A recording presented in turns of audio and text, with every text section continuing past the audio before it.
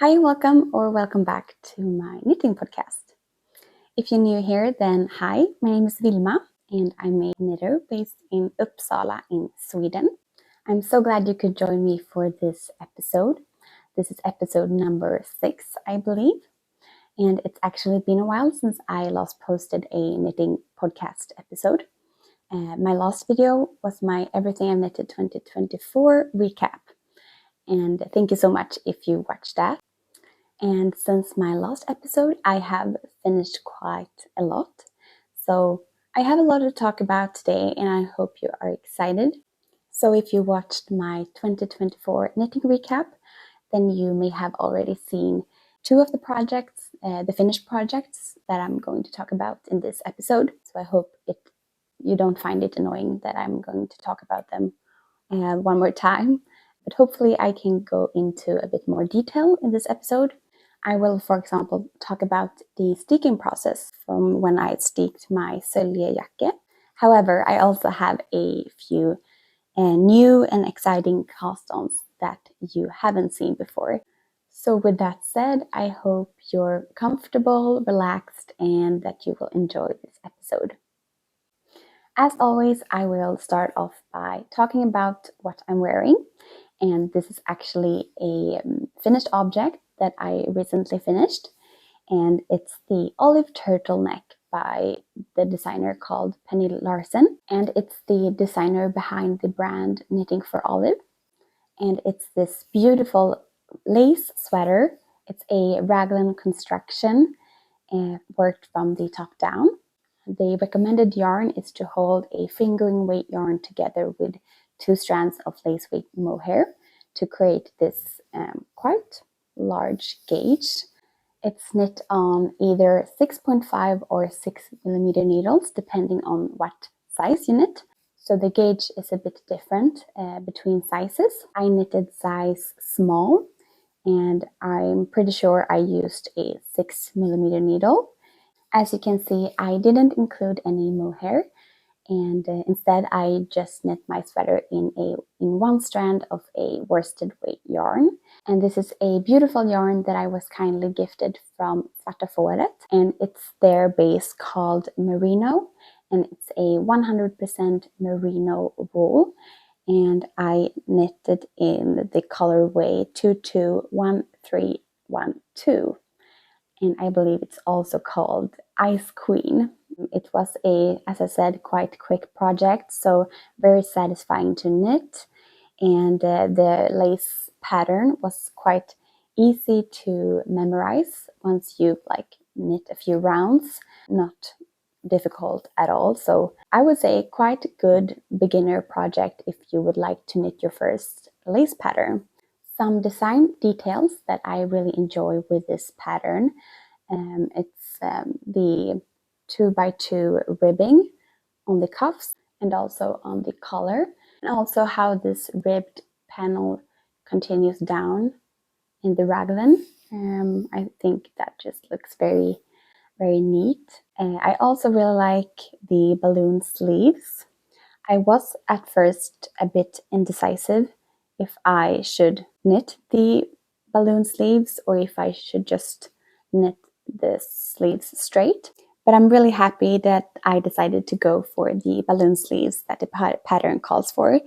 So I definitely recommend this pattern for both beginners and also a bit more advanced knitters. And if you like the design, then you should definitely consider knitting the sweater. It's a beautiful sweater and I really like it. So that's that. My olive turtleneck by Pernille Larsen.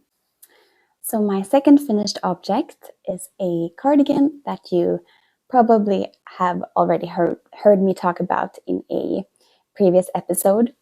And it's the Sølje Jakke by the designer called Lill. And it's this elegant cardigan with many cabled details. It features cables along the front opening, along the entire sleeve, and also on the back side of the cardigan. And also it has these cabled edges along the sleeves and also along the entire bottom edge, and the tie that you use to close the cardigan is also cabled. I really like the unique details and the elegant finishing on this cardigan. That's for sure what I fell for when I saw this pattern the first time. And this is a steeked cardigan, so you knit the body in the round from the bottom up, and you also knit the sleeves separately from the bottom up. You connect it to the body and start decreasing to create these raglan decreases, and then you cut open the front opening of the cardigan. You pick up and knit the cabled front band and then the ribbed collar. And then the last thing you do is to knit the cabled tie and connect it to the cardigan. And I have actually filmed a few clips of me steeking this cardigan so that I could show you the process and how I did it. And I would just like to quickly mention that I am in no way professional when it comes to steeking. This is just how I've learned how to steek and what I decided to do. So there's probably many different ways you could do this and many different techniques you could try. But there's of course no right or wrong way to do this as long as it works for you. But feel free to share any tips and tricks and write them down in the comment section below this video. I would really like to chat with you about any tips and tricks you might have. I'm always open to learn new techniques and to improve in my knitting skills. So I would really appreciate that. Okay, so also the steps might be different and look different depending on what project you are knitting on and what pattern you are following. But the first thing I did was to pick up the stitches I put on hold and knit the cabled front band of my cardigan. And why I decided to do that before steeking was only because that's what the pattern recommended you to do. So I just followed the pattern and knitted the front cabled band. To prepare for the steeking, I like to mark out where I'm going to cut my fabric, and I do so by hand stitching a runner stitch along the entire length that I'm going to cut. And I do that with just a needle and a contrast yarn or a contrast thread. And I just run that through the entire length. When it's time to bring out your sewing machine, I like to sew a few test rows on a little piece of knitted fabric, just to make sure that the sewing machine works as it should and that the tension looks good on my fabric and so on. So I tend to use my gauge swatch. Then you sew a row of stitches on each side of the marking.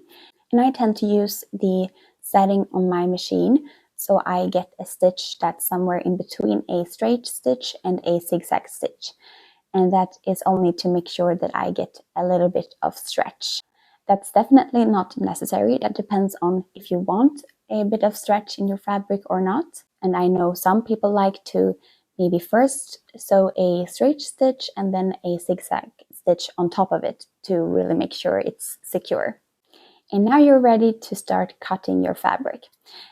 But one of my most important piece of advice is to lay something flat in between the two fabrics of your garment, so the front and back side of your sweater or your cardigan, to separate the layers from each other so you don't accidentally cut the back side of your cardigan. That would be devastating.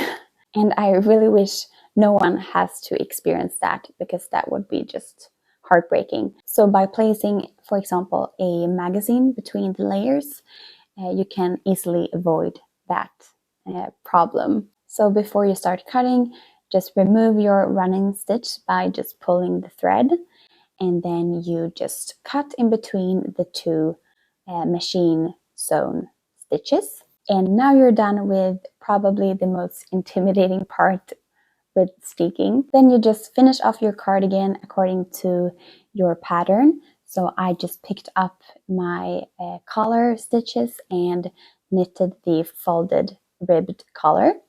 And I also attached my front band to my cardigan by using the mattress stitch, which is also very satisfying to do. If you've done the mattress stitch, I just love how it feels and looks when you pull on the thread and everything just seams up so neatly, and yeah, I just really like it. My piece of advice is that you make sure to connect your front band or pick up and knit your button bands a few centimeters into the cardigan, or like from the cut edge of your cardigan. And that's only to make sure that you have enough knitted fabric on the back side so that you can fold it over on top of the cut edge, the raw edge, and hide it. So by just hand stitching this piece of fabric, you can hide the raw edge on the wrong side of your cardigan, and this creates this very nice looking lining to the inside. But instead of doing this technique where you fold over the raw edge, you can also, or instead, attach a piece of fabric or a ribbon and just hand stitch it onto the back side of your cardigan to also create this nice looking lining. And that's actually what I decided to do on my Turtleneck cardigan. I bought this very beautiful embroidered ribbon, and I think it's a lovely detail to add to your finished project, and makes it look very professional and nice looking from the inside as well. And that's about it. I'm very pleased with the finished result and how this cardigan turned out. I think it's a beautiful design with beautiful details and interesting finishing. However, this pattern unfortunately only comes in Norwegian. I'm not Norwegian, but I understand Norwegian, so I decided to try and knit this pattern and translate it to my best ability, and I think it worked out pretty good. If you really, really want this piece, then I recommend you to give it a try yourself and translate the pattern. I really hope that the designer someday release the pattern in more languages so more people can enjoy this beautiful design. A few other details that I just quickly want to mention before we continue to the next project is that this cardigan is knit on 3mm needles, and it's worked in a fingering weight yarn, or it's a fingering to sport weight yarn, I would say. The gauge is a 24 stitch gauge and a 30 row gauge. And the yarn that I used for this project is a beautiful Norwegian yarn from the brand called Hillesvåg. This is their base called Vilje. I really like this yarn. It's a beautiful, a bit rustic yarn that blooms and softens so much after blocking. This was my first time using this yarn, and it has become a new favorite of mine. It's beautiful, and I really like this color as well. And this is the color 449 Marled Light Beige. There's that. A quite time-consuming project that has come to an end. I really like it, and I'm very pleased with it. So, the Sølje Jakke by Lill Frost. Okay, so on to my third finished object, and this is also a project that some of you may already have seen, and this is the Neck Warmer 35 by Thea Vesterby, and it's this beautiful cabled neck warmer. It comes in one size, and it's knit in a DK weight yarn on 5mm needles, and it features this very unique and interesting cabled motif along the entire front and also along the back of the neck warmer, and then also this 1x1 ribbed turtleneck, also a bit of ribbing at the bottom edge, and also this very beautiful and interesting ribbed design here on the bottom edge before the 1x1 ribbing, and I just think that looks very pretty. I've never seen that stitch pattern before. The recommended gauge is a 20 stitch by 28 row gauge, and the recommended yarn is to hold a fingering weight yarn together with a lace weight mohair. And as you may probably be able to see, I didn't use any mohair. Instead, I used a 1 strand of DK weight yarn.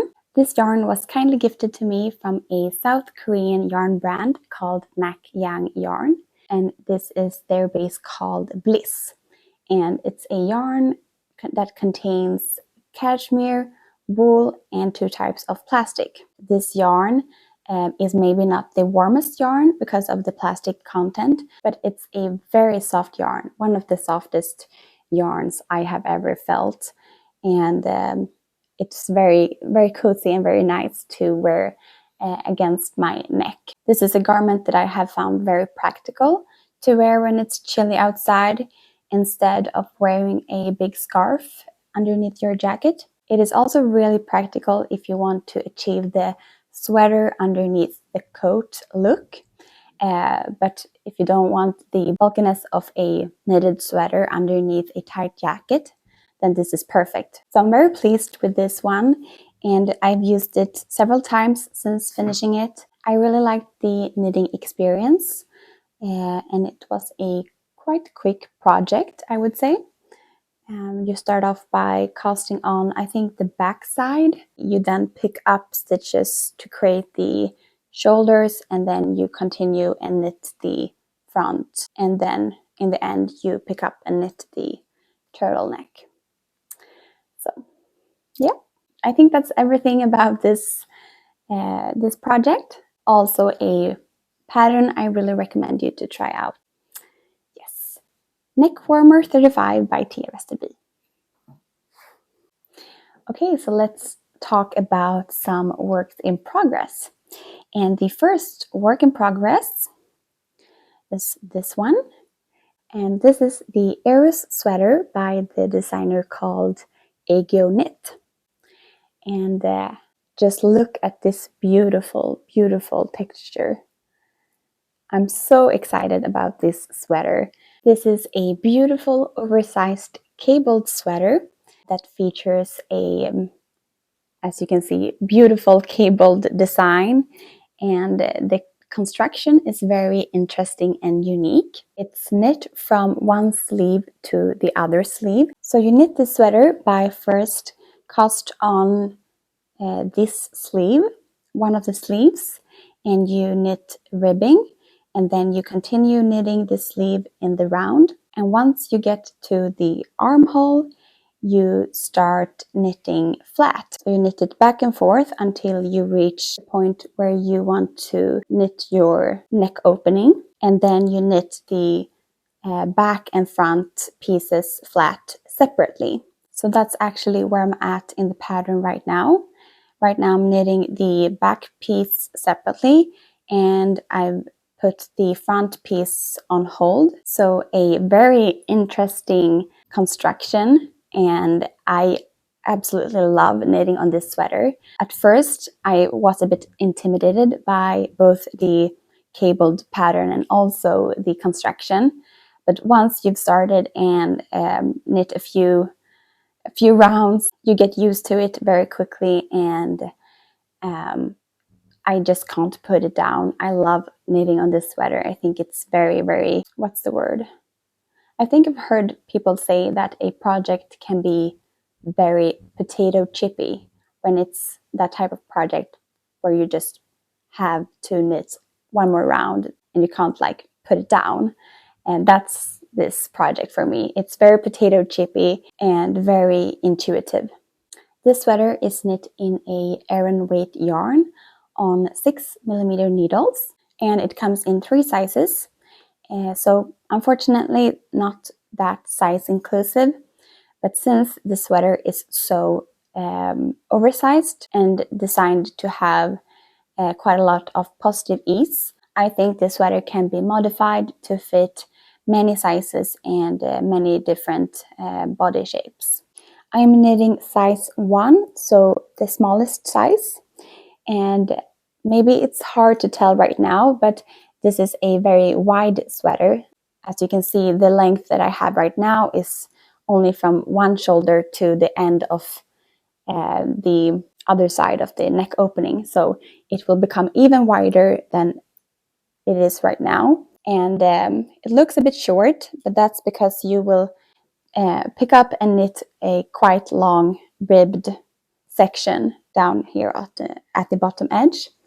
And then you will also pick up and knit a ribbed collar. And I think it's 2x2 ribbing like I did on the sleeve here. The yarn that I'm using for this project is a yarn that I'm really excited about and I really like. And it's also a yarn that I was kindly gifted from the South Korean yarn brand called Nakyang yarn. And it's their yarn base called I Am Wool 4. And this is a 100% merino wool. And I believe it's a worsted weight yarn or a Aran weight yarn.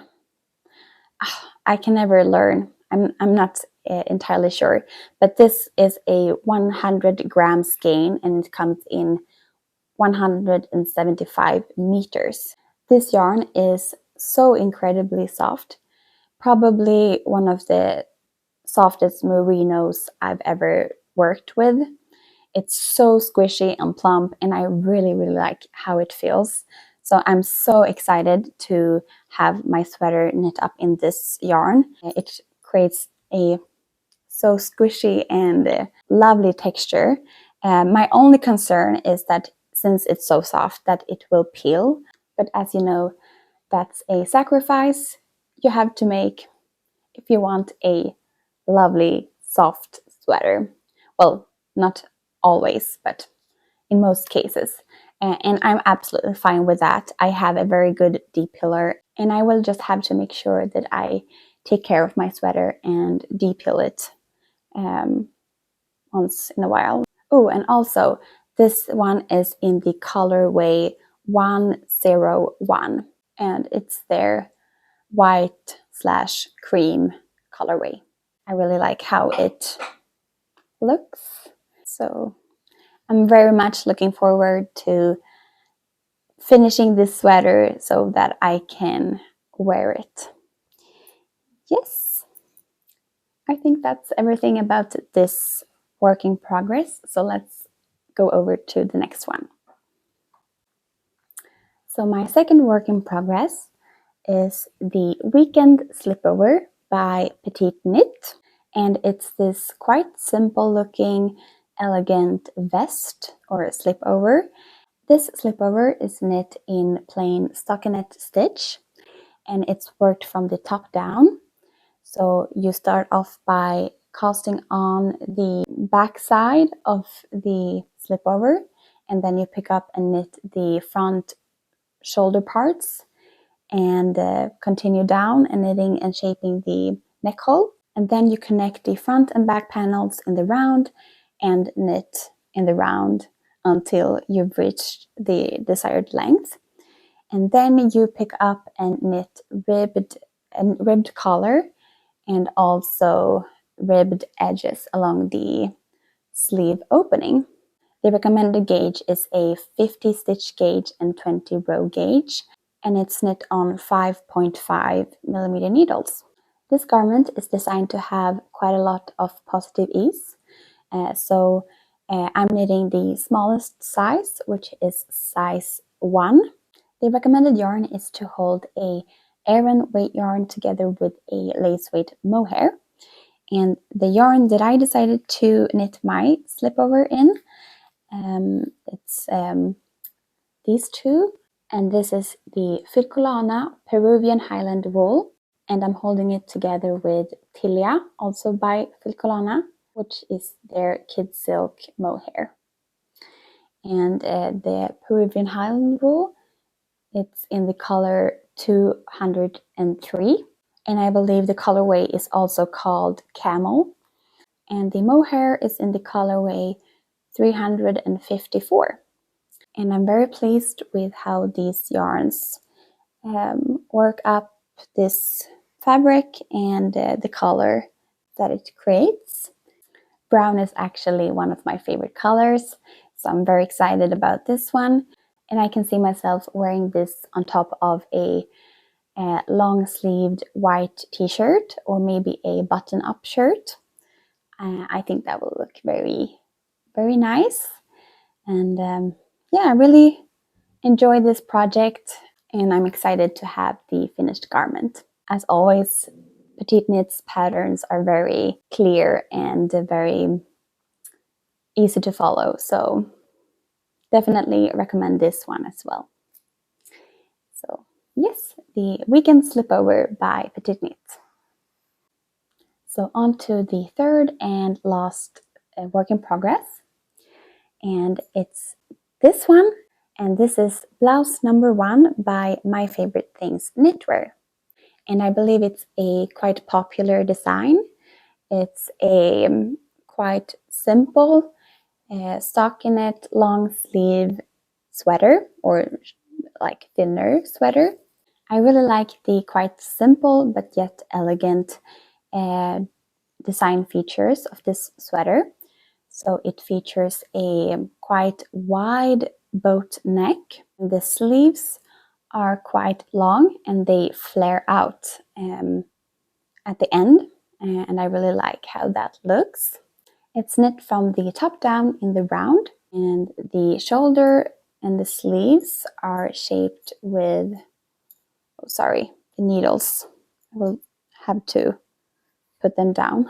So as you can see, the shoulders are shaped with increases.